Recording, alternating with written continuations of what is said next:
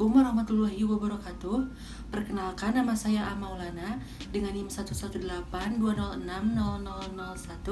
dari kelas 5A Pendidikan Biologi UIN Sunan Gunung Jati Bandung angkatan 2018. Pada video kali ini saya akan menjelaskan materi mengenai struktur dan fungsi lipid, metabolisme lemak, dan sintesis asam lemak. Langsung saja ke materi pertama, yaitu struktur dan fungsi lipid. Nah, sebelumnya apa sih itu lipid? Lipid merupakan kelompok senyawa organik yang bersifat nonpolar, sehingga lipid bersifat hidrofobik atau tidak larut dalam air. Struktur lipid.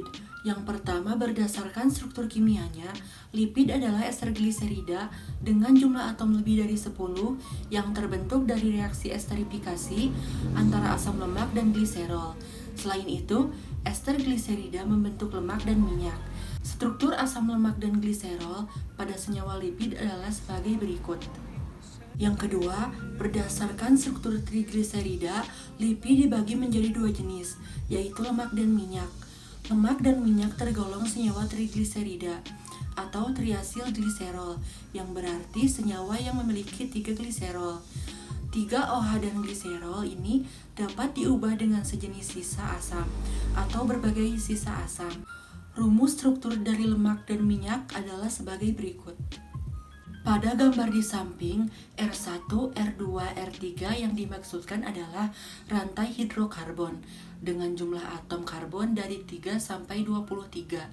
Tetapi paling umum dijumpai adalah 15 atau 17.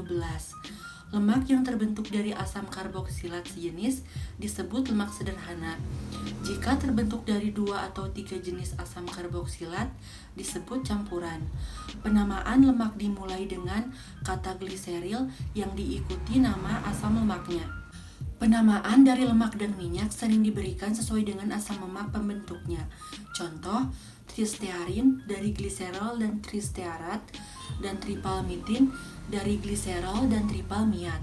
Selain itu, minyak dan lemak dapat juga diberi nama dengan cara yang bisa dipakai untuk penamaan suatu ester. Contoh, gliseril tristearat dan gliseril tripalmiat. Selanjutnya, fungsi lipid. Lipid memiliki peran yang sangat penting dalam metabolisme makhluk hidup.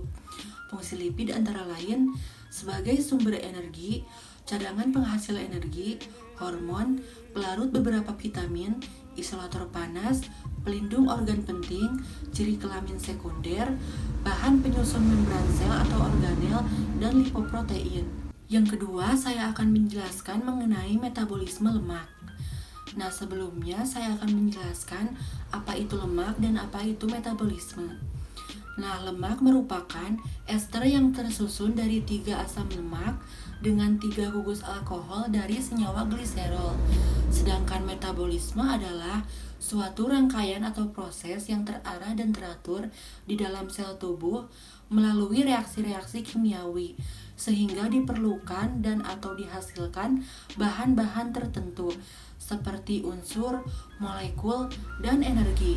Jadi dapat disimpulkan bahwa metabolisme lemak adalah proses tubuh untuk menghasilkan energi dari asupan lemak setelah menjadi sari-sari makanan yang telah masuk ke dalam tubuh. Fungsi lemak di dalam tubuh yaitu sebagai cadangan energi dalam tubuh dan sebagai insulasi tubuh untuk mencegah kehilangan panas pada tubuh. Berikut adalah proses metabolisme lemak. Dalam bentuk trigliserida, lemak disintesis menjadi asam lemak dan gliserol. Asam lemak dan gliserol inilah yang akan masuk ke dalam proses metabolisme energi. Pada prosesnya, gliserol dan asam lemak memerlukan glukosa untuk memasuki siklus Krebs. Dengan memasuki siklus ini, gliserol dan asam lemak dapat diubah menjadi energi. Proses metabolisme lemak dalam tubuh misalnya ketika kita memakan keju. Makanan besar itu akan dihancurkan dan akan dicerna oleh garam empedu yang membentuk molekul lemak. Molekul lemak akan diuraikan menjadi enzim lipase, menjadi molekul asam lemak dan molekul gliserol. Keduanya akan diabsorpsi oleh jonjot usus dan diubah menjadi senyawa yang diperlukan oleh jaringan. Hasilnya sebagian besar disimpan dalam jaringan adiposa dan sisanya akan diekskresikan melalui ginjal dan paru-paru. Yang terakhir, saya akan menjelaskan mengenai sintesis asam lemak. Sebelumnya, sintesis lipid adalah bagian penting dari metabolisme sel, karena lipid merupakan komponen penting dari membran sel. Yang paling penting dari metabolisme lipid ini adalah sintesis asam lemak, karena asam lemak diperlukan dalam trigliserida. Pada vertebrata, biosintesis asam lemak dikatalisis oleh asam lemak sintase, sebuah multifungsi enzim terletak di sitoplasma. Enzim memerlukan asetil-CoA sebagai pengantar molekul. Di dalam reaksi siklik, residu asetil memanjang dengan 1 unit C2 pada satu waktu untuk 7 siklus. NADPH plus H digunakan sebagai agen reduksi dalam proses ini.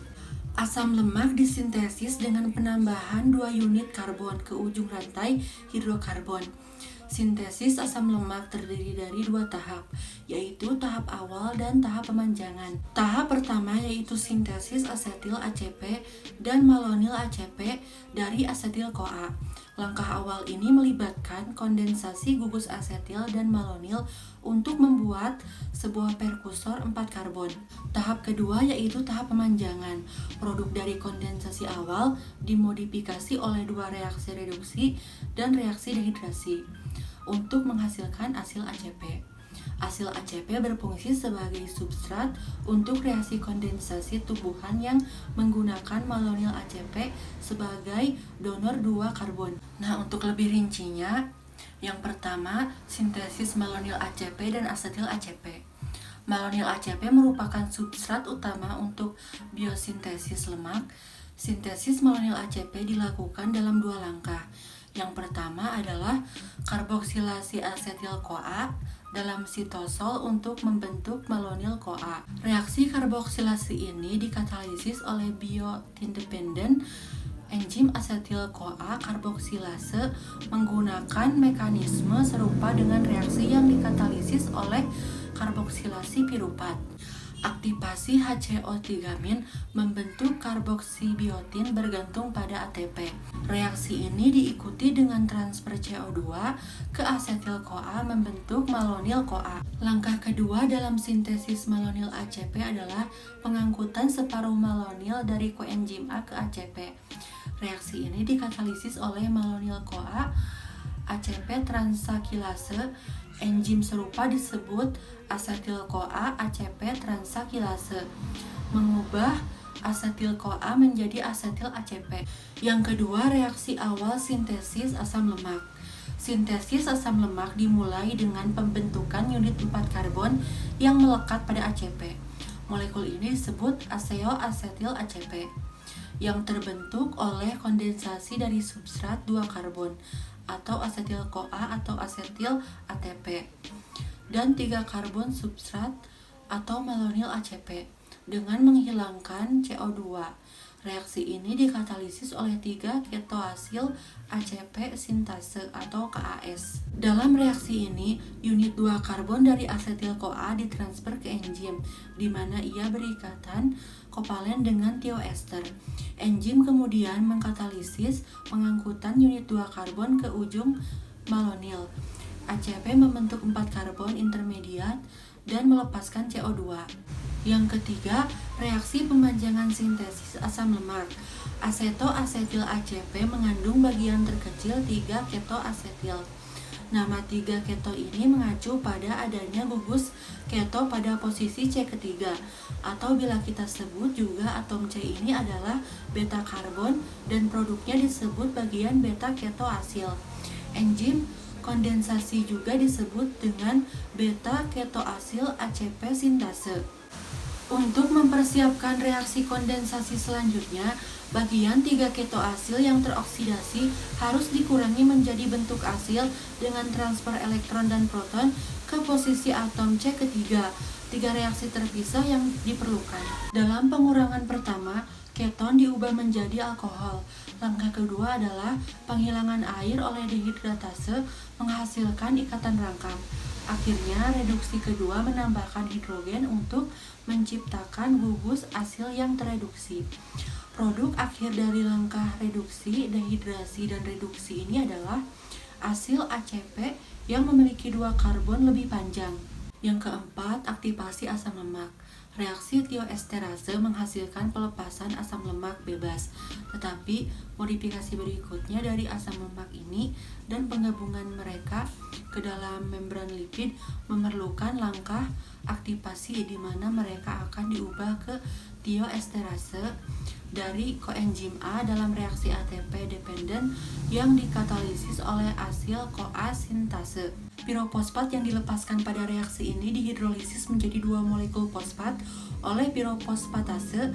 Akibatnya 2 ikatan fosfoanhidride atau setara dengan 2 ATP dibutuhkan untuk membentuk tioester CoA dari asam lemak. Mekanisme reaksi aktivasi sama dengan mekanisme yang digunakan untuk sintesis asetil CoA dari asetat dan CoA. Yang kelima, perluasan dan penjenuhan asam lemak.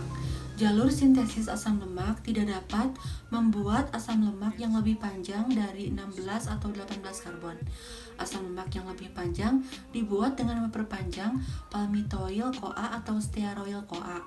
Enzim yang mengkatalisis ekstensi tersebut dikenal sebagai elongases dan mereka menggunakan malonyl-CoA sebagai sumber dari 2 karbon pemanjang.